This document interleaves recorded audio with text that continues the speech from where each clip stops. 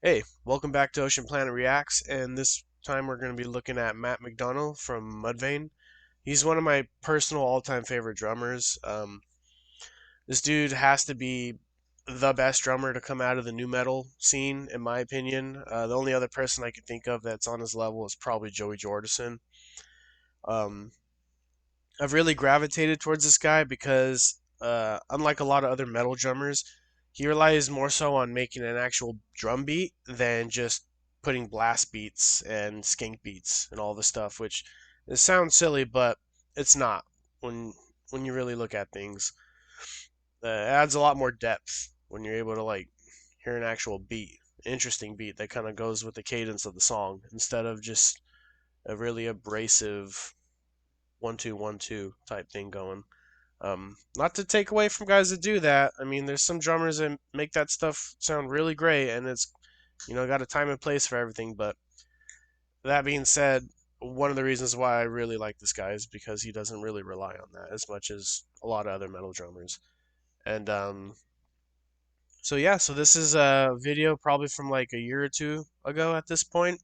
These guys have gotten back together and they're going to be touring their LD50 album, another anniversary tour. Big surprise. Feels like every new metal band is coming out to do that right now. Korn just had their self-titled anniversary tour, which I got to catch a show, and it was phenomenal. And I'm hoping the LD50 shows will be phenomenal too, and I'd really love to catch one. So yeah, let's check them out.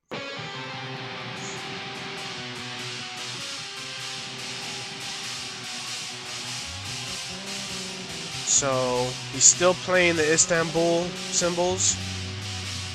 I'm not really too knowledgeable on those cymbals, but I mean they sound good from what he's playing them. And I know David Diapold from Obscura uses them, and Two from Sleep Token uses them, and they sound killer. Really interesting looks too.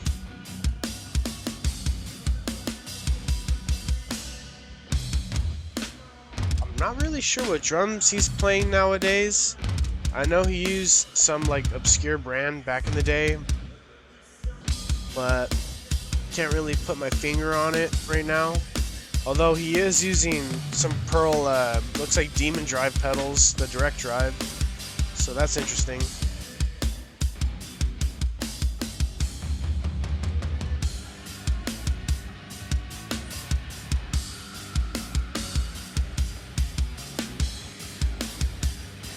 Yeah, one thing I really loved about this guy's playing is his hi-hat and ride cymbal work, which a little bit later in the song you'll probably see some of that, if I remember correctly.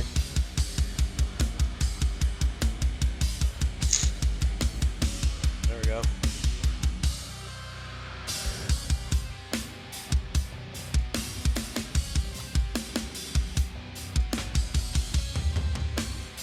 Now I want to encourage anyone that listens to Mudvayne or is barely getting into Mudvayne. Look up their other songs. Don't just listen to Not Following Your Dig. They have plenty of other songs that are arguably better. They're just not as popular.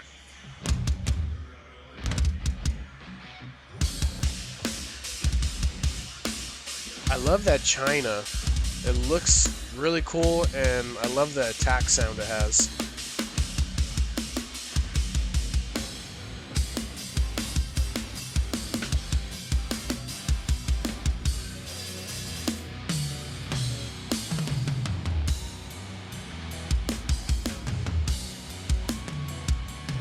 Looks like he has a bell symbol above his ride,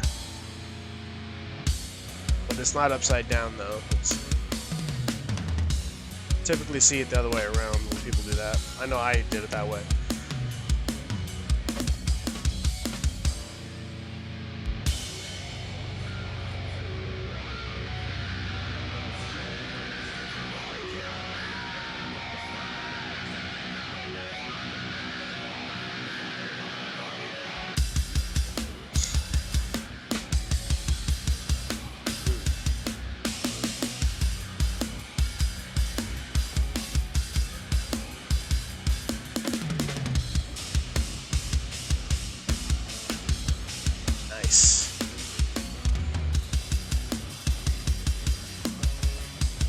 Just cross-arming it. All right.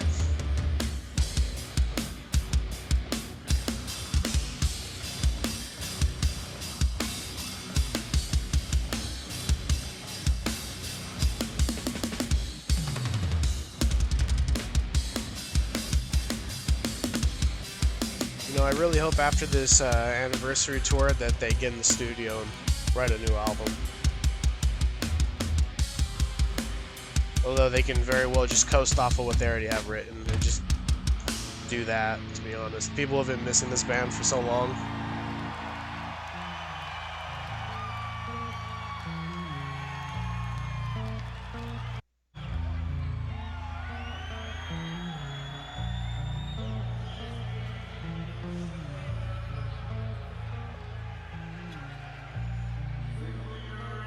I love Ryan Martini's bass lines. That dude is just a master at the bass.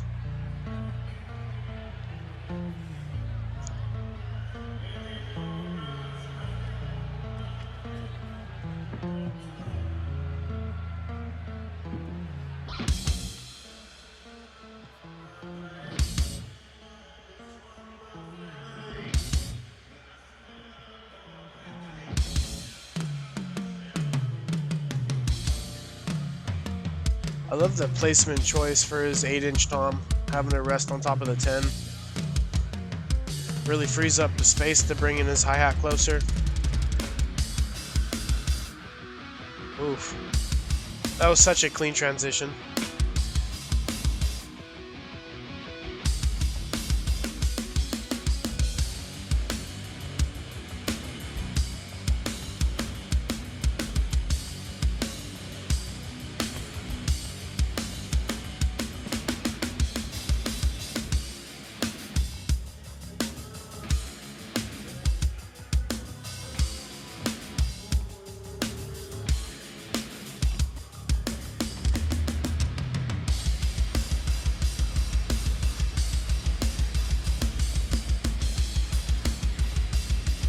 Hell yeah.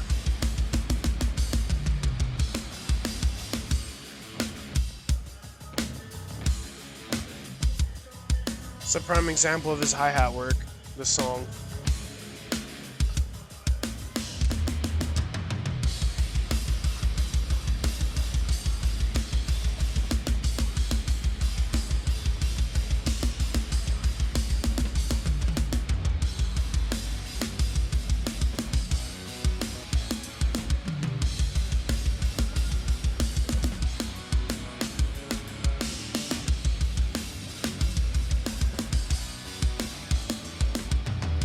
Hopefully there's going to be more of these videos coming out. I know these guys are older, so they're kind of more old school, and they don't really record.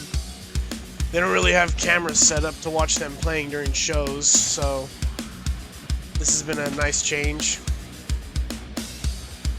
I used to have to rely, like, just listening to the songs to figure out what he's doing, but being able to have a visual reference really makes all the difference.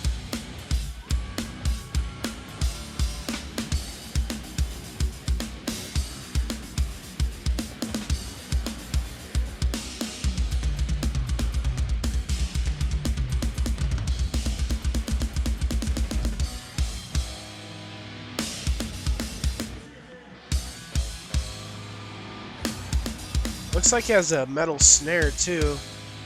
I didn't catch that before, but that explains the tone. It's got that nice bite to it.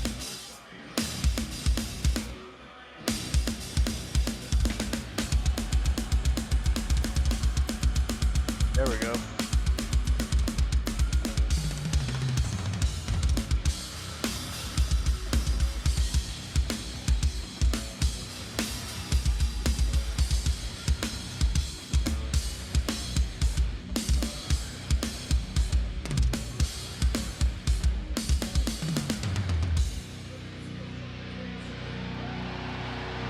Oh yeah.